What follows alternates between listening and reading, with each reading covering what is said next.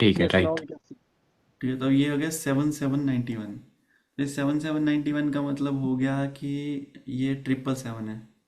तो ये 777 वालों का भी हम्म। परेशानी वाला तो रहता है, जनरली देखते हैं तो ये थोड़ा सा फिर ओवरसीज में पहुंच तो जाते हैं, 7 तो है ही है, जैसे पहुंच गए। अब ये वहां जाके फिर थोड़े से परेशान रहते हैं, इंस्टेबिलिटी रहती है वहां पे। तो ये अब जैसे अ, अब इनका चल रहा है 2025-26 वाला, तो 5 चल रहा है, तो चलो ये यहाँ पे 5 का आना, फिर ये चलो 7 को सपोर्टिंग है, हम ये कह सकते हैं। इसके बाद तो फिर ये आपका ये जुलाई के बाद तो 4 आ गया भैया, फिर तो वीज़ा पॉजिटिव पीरियड नहीं है आफ्टर जुलाई दिस ईयर। 4 आ गया। 186 अप्लाई करना है सर। हाँ जी। 186 अप्लाई करना है कब करना है? अभी 2-3 महीनों में। 2-3 महीने में? 2-3 महीनों में ही कर लो, फिर उसके बाद तो मत करना। Okay sir. आपके हस्बैंड की क्या डेट है? 1/9/1986। 1 सितंबर, 1986। 1 सितंबर और 86। तो इनका चलो 7 पॉजिटिव है, और ये हो गया इनका सितंबर के बाद डेस्टिनी 7। ये तो डेस्टिनी 7 है वैसे, और पॉजिटिव है। चलो, एक चीज़ तो पॉजिटिव है, स्टेबल तो हो जाओगे यहाँ पे, मतलब पीआर वगैरह मिल जाएगी।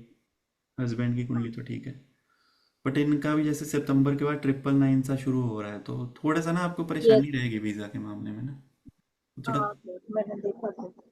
हाँ, तो ये थोड़ी सी परेशानी तो आने वाली है आपको लेटर दिस ईयर, कुछ ना कुछ तंग करेंगे इमिग्रेशन वाले।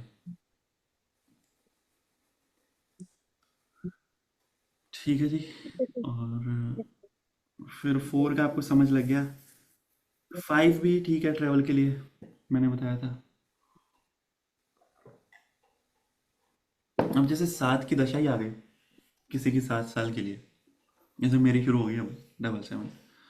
अब ये 7 साल की दशा आएगी, तो मतलब ये कि अगले 7 साल थोड़ा ट्रैवल के चांस से बड़े रहेंगे। हालांकि कोई भी चीज़ को एक्टिवेट तो पर्सनल ईयर ही करता है, बट अब ये जो 777 शुरू हो गए हैं, या वैसे समझ लो कि 7 साल की दशा शुरू हो गई है। अब ये पता है कि अगले 7 साल ट्रैवल फ्रीक्वेंट रहेगा एक तो मेरा। अब इसमें जैसे ही उसको 7 को और सपोर्ट वाला नंबर जैसे ही आएगा कोई ना कोई, तो ट्रैवल बढ़ जाएगा। अब जैसे 7 में पहला ही साल था ये, 1 का था अभी, तो ट्रैवल तो हो गया।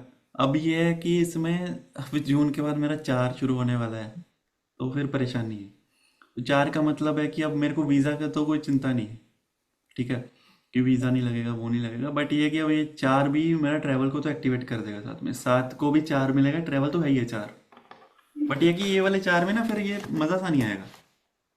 इसमें थोड़ी परेशानियां रहेंगी, जैसे कभी फ्लाइट लेट हो गई, कभी कभी कुछ हो गया, कभी सामान घर छूट गया, कभी पासपोर्ट घर रह गया। एग्जांपल दे रहा हूँ, कुछ ना कुछ पंगे, या फ्लाइट कैंसिल होगी, मेरी वाली हुई हो जाएगी, और कुछ होगा तो मेरे को ही पंगा पड़ेगा।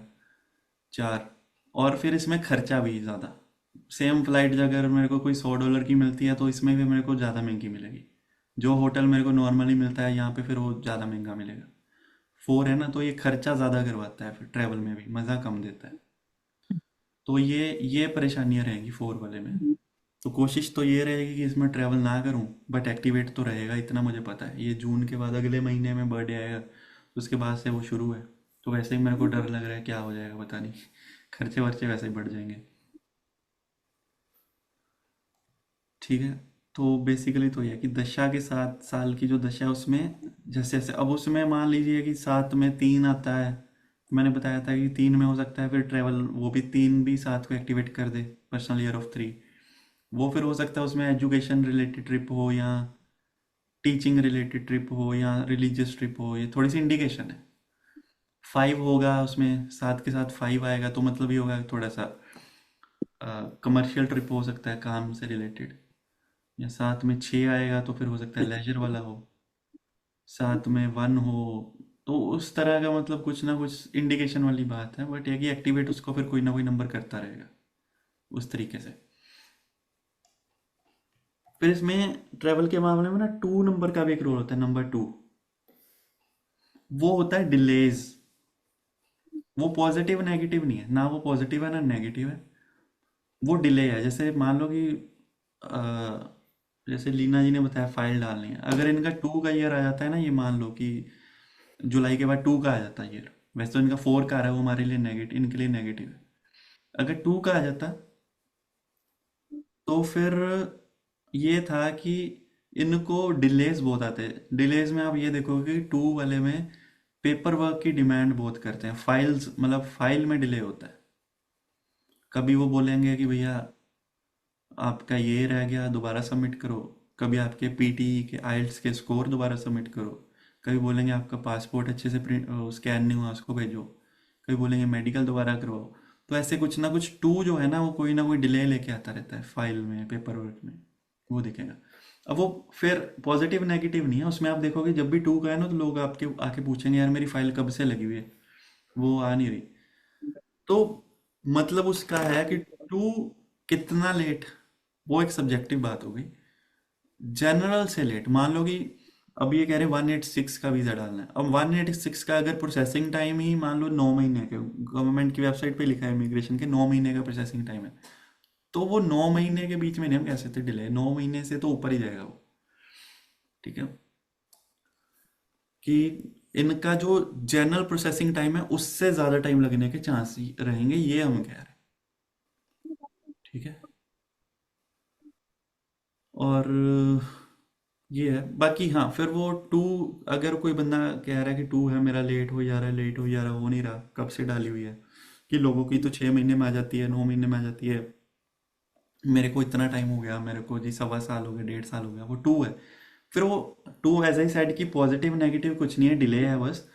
अब वो उसके बाद वो एकदम पॉजिटिव इवेंचुअली, क्योंकि क्या होता है कि जब किसी की फाइल लेट होती है ना, तो लोगों के मन में सस्पिशन क्रिएट होने लगता है, डर होने लगता है कि ये मेरा हो क्यों नहीं रहा, भी मेरा हो जाएगा कि नहीं हो जाएगा। तो टू वो नहीं बताता कि हो जाएगा या नहीं हो जाएगा। हमें ये देखना कि टू के बाद जो फॉलोइंग पीरियड है वो इवेंचुअली पॉजिटिव की तरफ है कि नेगेटिव की तरफ। टू के बाद अगर पॉजिटिव 7 नंबर आ रहा है, 6 नंबर आ रहा है, 5 आ रहा है, या वैसे पॉजिटिव डेस्टिनी का ईयर है, या वैसे कोई पॉजिटिव नंबर है, तो हमें चांस है कि उसमें हो जाएगा मामला। अगर टू के बाद फोर आ गया, टू की दशा खत्म गया, अगला साल फोर है, फिर वो नेगेटिव है, फिर डिले डिले डिले होके फिर वो फाइनली आपका जो है रिफ्यूज हो जाएगा वीज़ा।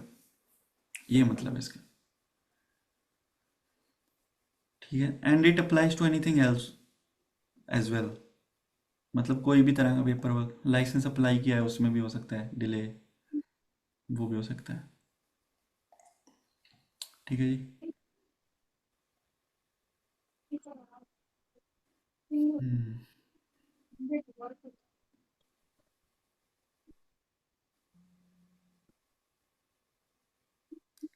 अब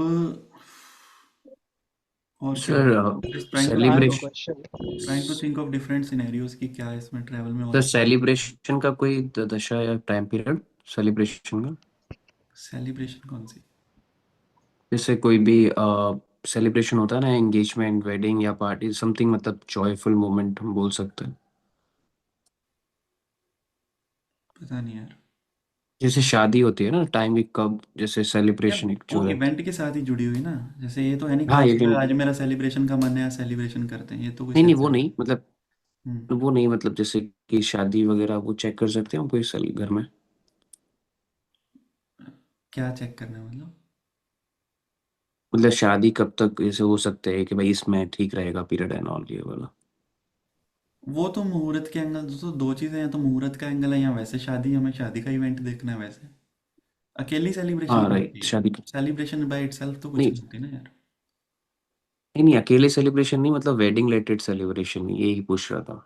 हाँ, वो वेडिंग ही है फिर, वो वेडिंग ही है फिर, और तो क्या है। हाँ, यस वेडिंग तो यस। विद सेलिब्रेशन ही है। ये होता है कि जब एस्ट्रोलॉजी में होता है, जैसे वेडिंग वाले कॉम्बिनेशन 2 7 11 के साथ 8 12 ज़्यादा है, तो उसमें सेलिब्रेशन होता है ज़्यादा, धूमधड़ाम से शादी होती है, 8 12 साथ में आ जाए तो।